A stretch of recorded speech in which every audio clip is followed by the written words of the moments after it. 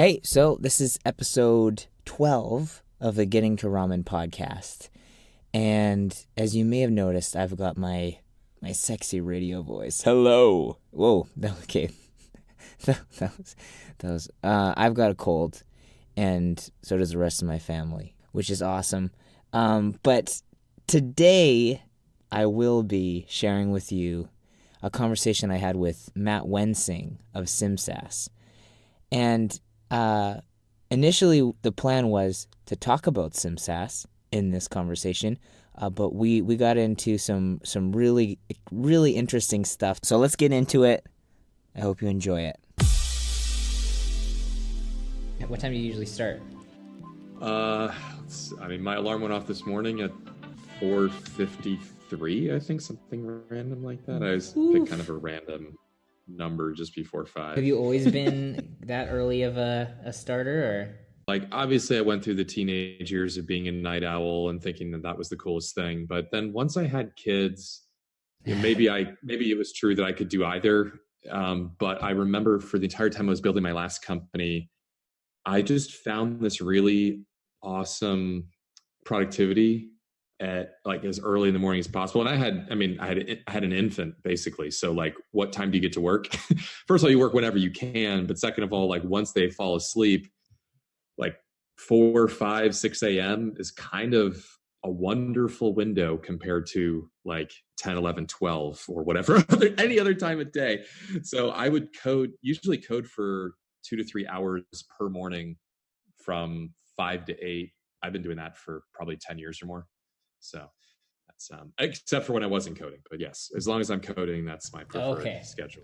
Yeah. Okay. I'm in the same in the same boat. Like I've got a 2.5-year-old and a 6-month-old. So this morning I started at 5:30, but got to bed late and then was woken up by the 6-month-old at 4:30. So it's that. Ooh, right? So very few hours, not a lot of hours of sleep. When they're that young, it's just survival, and there's no. I mean, obviously, it's all about what works best for you. That was survival for me. I had 4 children. I have 4 children, and 2 startups now. So when I was first doing it 10 years ago, it was really hard to tell people that I had a family and was starting a startup because it seemed like everybody else that I met at either Y Combinator or was going to Techstars or doing whatever, like they're just finished college. Kids are nowhere on their radar. It was always like after I got to know them for a while, eventually it came out that I was married and I had a kid or kids, and it was always like a shock. So, yeah. So did you start out in engineering then? Yeah. So, I started out doing I started out building websites in 1995 when HTML was really the only thing going. And then went to college, got a humanities degree, actually. But I took a bunch of computer science courses with that because I was just fascinated by computer science.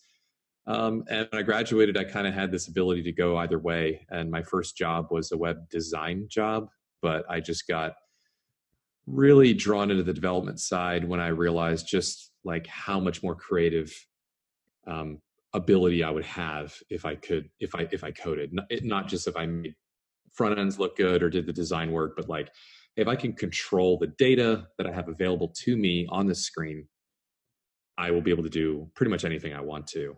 So I got pulled in, right? The first startup that I was actually a part of was, I wasn't a founder, I was a designer, and it only lasted a few months, but I was brought on as a designer because that was my core competency. That startup then closed down, and I went back to just freelancing. Then I got a job, a real one, and the job was web designer, not developer, but I noticed that a lot of the tools that my team had to work with were kind of inadequate, and I started to write code just as a part of the job. And it was a big company, but it was a well-run big company. And the management there basically just said like, okay, you have both skills. We'd actually like to put you into a developer role instead of a design role so that you can do more cool stuff than you're doing in this design role. And I became a full-time developer as my day job at that point. Okay. how long after this, or what was kind of the journey towards wanting to start your own company? Yeah. So so this is like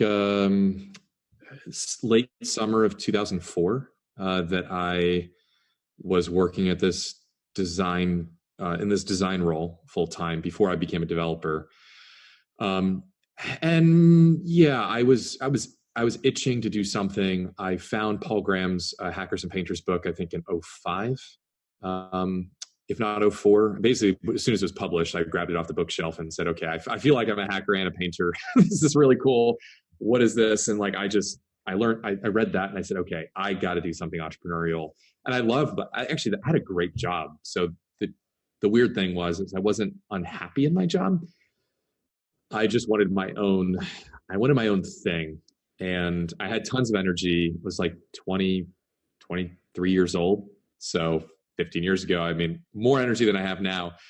And I'm like, I'm just going to do it all. So I just started having ideas about what could I do? What could I do? And then, yeah, I came across weather data as I developed a belief that weather data was a really cool um, data set to work with. So when you talk about like weather on the internet in 2004, what that basically was is you go to your local news station website, maybe or weather.com, but if you wanted local information, you go to weather news, WPTV News Channel 5 website, and what you would get is you would actually get like a static image of like a weather forecast of rain clouds and sunshine in your area with like a temperature number written on it as literally a pixelated screenshot of the newscast that you missed. So like totally different world. So that's what triggered it. It was like, okay, this feels like a big opportunity to basically take something from static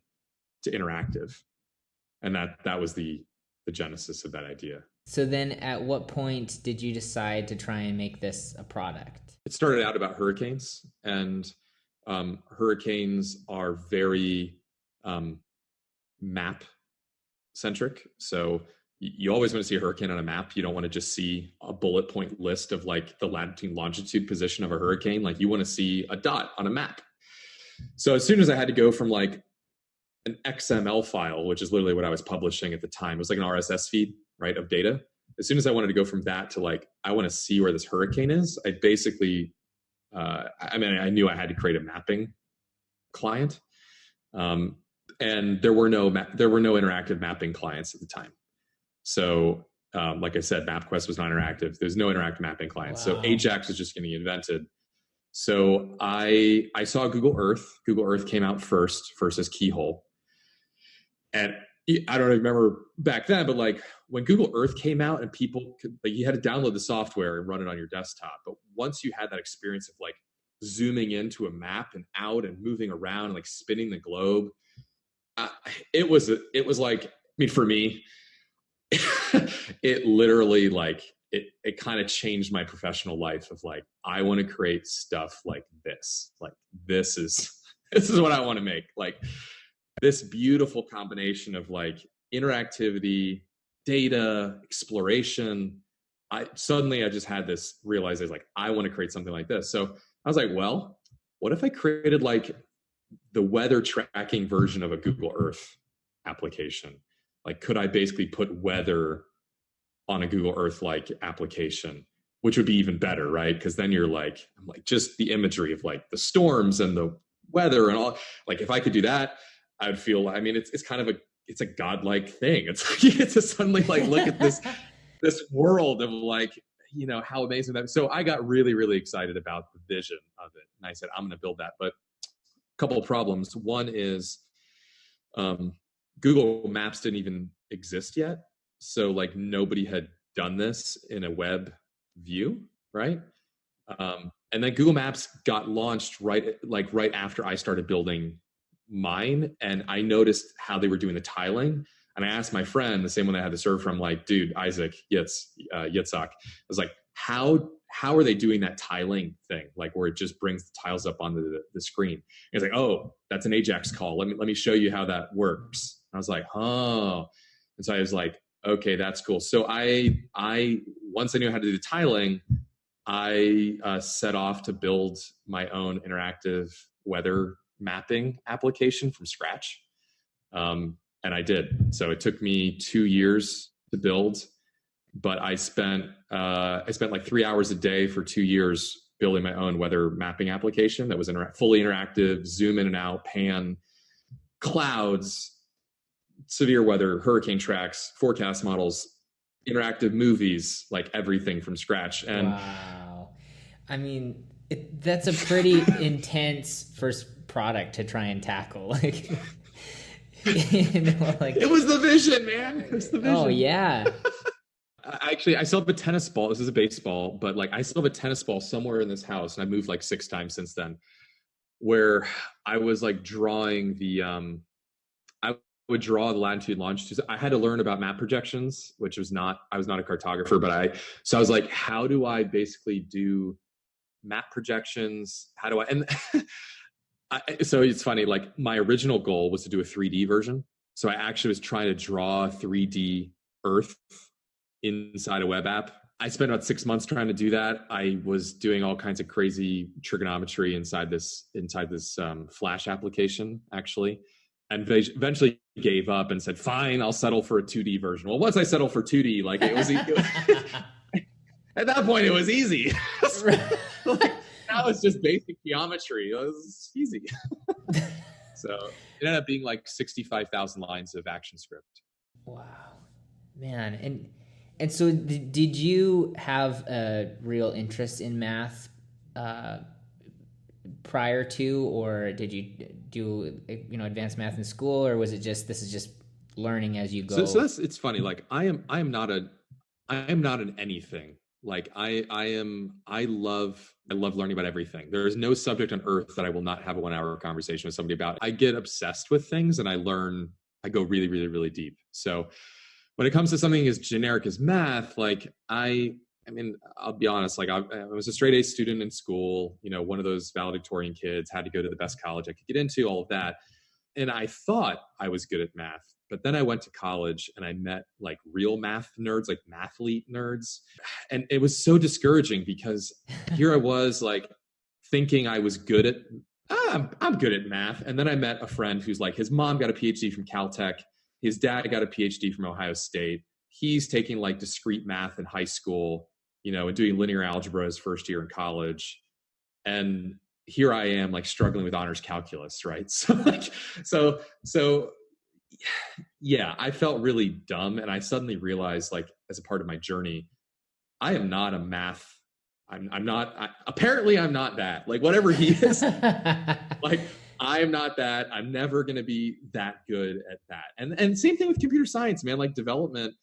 I realized at some point when I was taking like, discrete math and logic and computability, or, CS 202 or whatever, like I was like, I'm never going to understand algorithms or compilers the same way as some of these guys. Like, I'm just not, it doesn't, something about this is not clicking in the way that it is for them. And I was like, I spent most of my college years discouraged that like I was never going to be anything because I was not something. I was just like this kind of useless jack of all trades. Like, I'm like, I like art and I like engineering and I like math, but I'm not that good at math. I think I just kind of lucked out where it's like, it turns out that being a founder is actually, it's a job where it actually pays to be good at everything, but you don't have to be amazing at any one thing. And in fact, being amazing at any one thing can actually lead you astray because you basically start to think that like this one thing that I'm really good at is the most important thing, right? And like, I'm just going to triple down on that.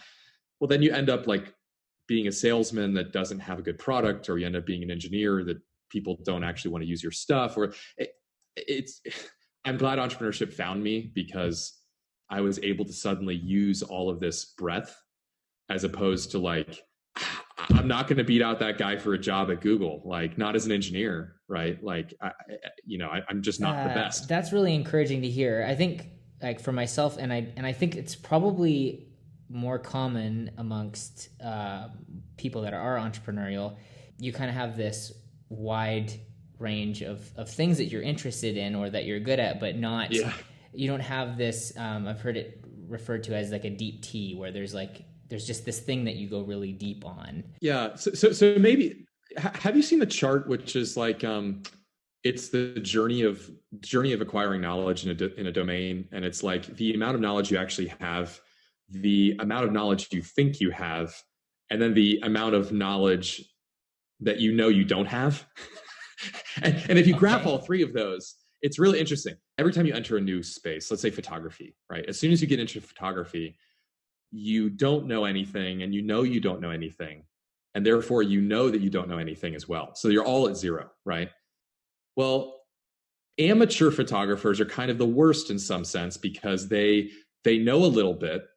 They don't know how little they know, but the amount of stuff that there is to know that they don't know is still really, really big, right? So there's this ego of this knowledge ego, which is like this local peak where you're like, I'm a good photographer and I know stuff, but like they've never really been in a dark room. They've not burnt a negative. They've never like watched a print. They have no idea how hard the craft really is. And then so then at some point, like you hit this point of despair where you realize how little you know.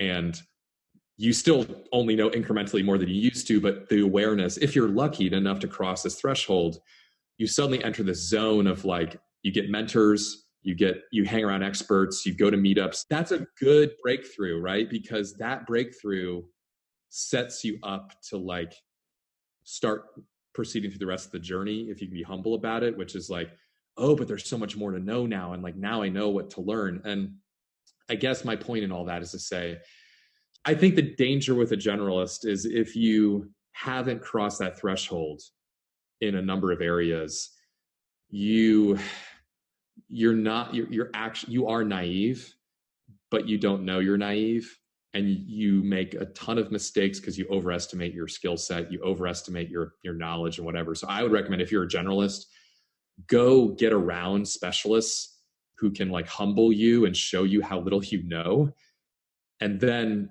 like try to learn a little bit more in each of those areas, because then you're going to be really dangerous, because like you can respect, like if you're a generalist and you don't go through that, you're going to lead a company and you're going to have your first engineer, if you're lucky enough to have one, is going to come to you and be like, we can't do that on that timeline. And you're like, don't tell me that. Of course you can, because like you think you know, right? But if you go try it for a little while and realize how little you know, you can take a more humble attitude, which is like, oh, like you're really an expert. I'm not, but I know I'm not. And I'm going to respect what you're saying, right? And I'm going to account for your expertise properly, right? Which makes you a better leader. It makes you a better generalist, makes you able to it builds respect from your team. So like there's a lot here, obviously, but like, anyway, that was a long Oh, soapbox speech. but So I oh, hope. super valuable. I'd love to know how then Stormpulse, like how you monetize it. How at what point does it become a business? So I did not monetize it before I quit my job. I quit my job because my manager at my job became my first investor. Okay. I showed him what I was working on, and he actually wrote a check. It was a loan investment, if you will, but basically a loan to the business. And I drew salary out of that for about 20 weeks, I want to say, something like that. So I had 6 months of runway. So I quit my job and started working on it full time. And I was like, I'm going to take this to market in those 6 months, and it's either going to take off or it's not. And that's what we did. We tried everything from advertising as a model, because weather on the internet, what do you do with weather? Put ads Right. on it, right? So I tried that. I even sold my own banner ads back in the day. There's a long story of how we got distribution, but we went from basically like 12 people a day visiting the site, which was like friends and family, to about 250,000 people visiting the site every day. Sometimes 1 million people, 2 million people visiting the site on a day. Wow. But once we had that volume, we could do ads. So we made about $150,000, a little less than that, in a year on ads, which felt pretty good for two guys in a garage. But we ended up, freemium came out in like 2007-ish, 2006. Evernote was like a big, Phil Lieben and Evernote really like the freemium charge. And I said, freemium, that's interesting. Cause like I have like 6 million free users, but I'm not making much money. How do I turn this into a premium offering? So I tried $3.95, people bought. I tried $8.95 a month, people bought. We at that point we were making probably more like 250, 300,000 a year between the advertising and the subscriptions. But then like I kind of hit a wall, and I'm like, okay, what do I need to do? And like I met Patrick McKenzie, I met some other folks like Jason Cohen, and they're like, raise your prices, raise your prices, raise your prices. So I was like, okay, I'll try to raise my prices. So I tried $50 a month, lost some people, but people still bought. Then I tried $250 a month. People kept buying. Now we obviously had to keep improving the product, right? But we basically kept raising the price. By the time I finished, though, the whole journey, the whole 15-year journey, if you will, was basically a story of building a more and more enterprise product and raising the price. So I have sold or experienced every price point from free to $35,000 a month at this point. Goodness. Yeah. So that's where we ended up. We ended up with a $30,000+ per month enterprise solution on the same idea that I had when I was charging $4 a month or actually giving away for free. Now the product had to evolve a bunch, but fundamentally the idea was the same: is can we create a valuable tool for people when it comes to tracking the weather, right? And yeah. So that's how we monetize it. So there's so much to dig into there. But we won't have we're going to have to do maybe a part two. But believe it or not, that's a true story. I raised $3 million in venture capital along the way to do that, to build the team. Once I raised the venture capital, I was able to build the enterprise version of this product, like a true, platform. It was a pretty big rewrite of a lot of the pieces, and ultimately built an enterprise version of it. And I got in enterprise sales. So I started selling the product. Okay. I remember my first $3,000 a year deal. I remember my first $8,000 a year deal. So these are all annual. First $8,000, first $10,000, first $20,000, $36,000, $40,000, $60,000, $90,000, $120,000, $150,000, $180,000, $250,000, $360,000 and $430,000 deal, right? Like basically just kept selling, right? Wow. And like I learned what it takes to sell a deal at those price points. So anyway, if you really want to fast forward, it's like, what the heck did I do with my life? I basically spent 15 years learning like what I feel like is kind of like every aspect of a market and a product at different price points. Like I feel like I did one startup, but I really feel like I did 5. Yeah. Because that's not one company, right? That's like, no. It's kind of bizarre. It's like, it was, I had to learn, so by the end of it, I was, by the end of my entrepreneurial journey with that company, I was doing things like, getting on a flight at 5 a.m., landing in New York, renting a car, or driving up in terrible weather, getting on a flight, hopping, a thing to upstate New York to meet a company that was like $1 billion company, spend 1 hour doing a demo with them, and then get right back into the rental car, drive myself back home and come back home that night. So I was doing total enterprise sales where like you would literally travel 4,000 miles in one day just to do a 1 hour demo in person. Right. So that's where I ended up. That's where I ended up. But I started out building a enter your username and password to get free access to this tool that I'm building in my kid's bedroom. Okay. So there's a lot of different pieces that I'd love to dig into, but I think that the part that would be really like the most interesting to me is what was the process that you kind of took, or the philosophy that you used to identify how the product needed to evolve so that you could then, first of all, like charge it all and then charge and then continue to charge all the way through to enterprise? Like, what was that process like of evolving the product? Yeah.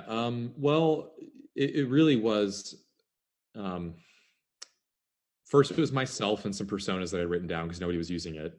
Okay. Then it was, a couple dozen friends and family giving me feedback. But then we had this explosion of usage in 2008 where we went from basically maybe 100 people per day using it to a couple 100,000 per day using it in a period of a month. Wow. And So that was in 1 organic, or month, was it? so there was a growth hack in there. We ended up allowing newspapers, TV stations, and any other website to put our weather maps on their website. And and in exchange for that, for free, they had to put a link back to our website. Like they would embed the JavaScript, right? And it would Yeah. pop in there like a Google map. But then there was a link that said like powered by Stormpulse. And so we were on over 400 media outlets websites, from local ones that you've never heard of to USA Today, CNN actually had us on the air, and on USA Today had us on their website. So we had this explosion of referral traffic, and Wow. and a hurricane came at the same time. It hit Houston at this.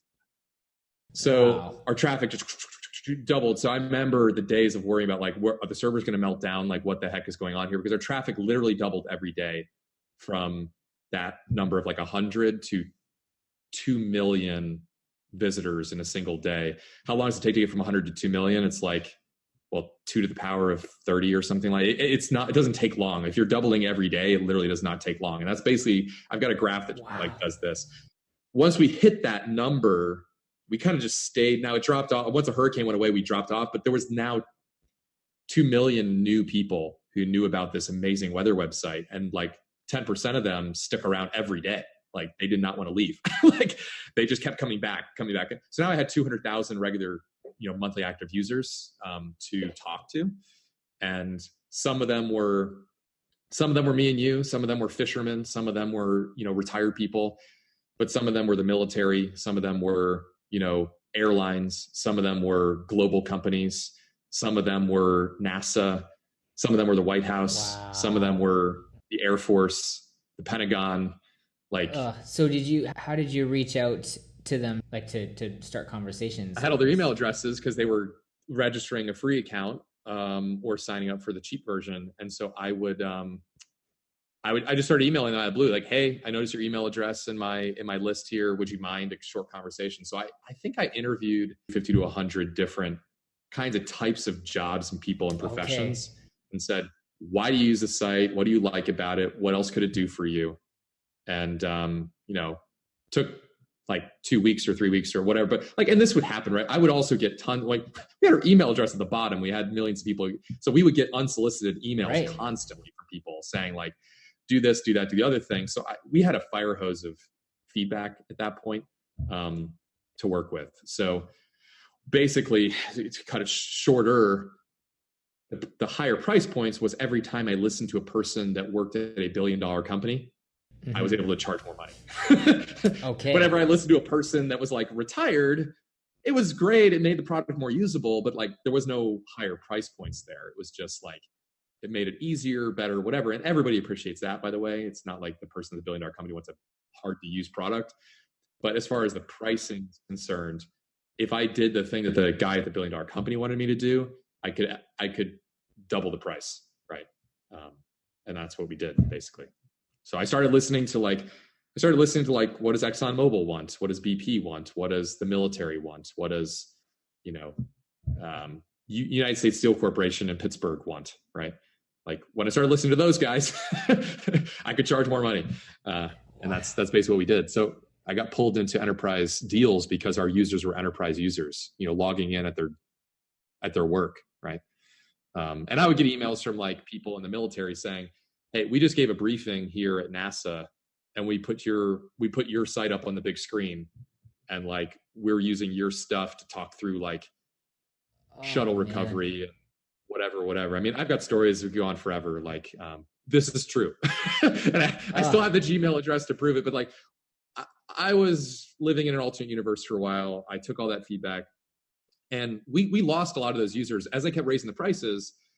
At some point, users would have to say, okay, I'm out. Like I can't afford a $500 a month weather solution. But then we developed things where it's like, okay, well, not everybody needs the $10,000 a year version. Like we had tiers, and I had a lot of figuring out to do as far as how do you then package all that value for those different kinds of users, right? Which was very difficult.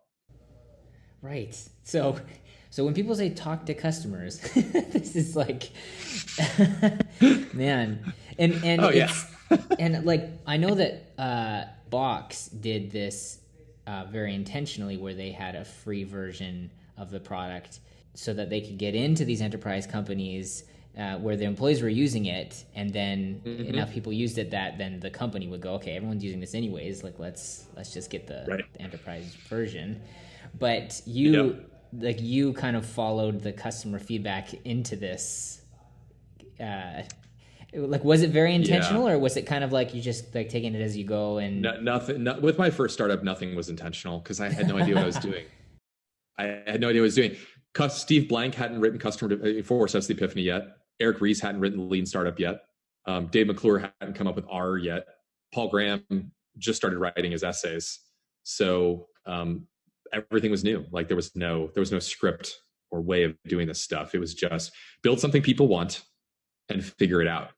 And that's all I knew how to do, right? So I had to just respond to feedback and interview people and say, like, what can I do, you know, to make you pay, basically to create enough value for you to pay for this, right? And that's what we had to do. So I just kept going. Wow.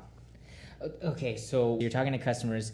How many people in like an enterprise role that asked for a certain product or a certain feature, or how Mm-hmm. many did it take before you're like, okay, this is a feature that enough people need? Was it just like one or two, and you're like, okay, I should build this because these two customers will pay for it? Yeah, I mean, we were really hungry, right? So and when $1 billion company says that they want something, we would hope for two, but one was usually enough. So like if pick your company, I mean, Procter and Gamble was never a customer of ours, but if Procter and Gamble, who's makers of like Tide, came to you and said like, we want to use your web thing globally, but we need to have this feature, and you figure out that they're willing to pay you $50,000, $100,000 for that, you just figure out a way to do it. And because, right, it's literally going to change your business. Like doing that one thing is going to change your entire business. And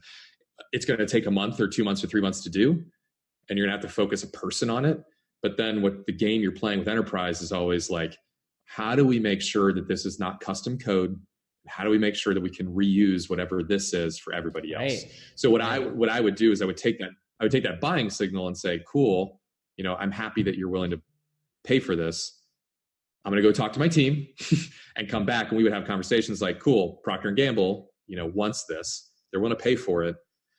And it's like, hey, Matt, you're talking to hundreds of customers, and you've talked to hundreds of customers in the past. Like, do you think anybody? I'm like, I think that if we did it this way, we could use it. We could package it up and sell it as this feature for all these other people, right?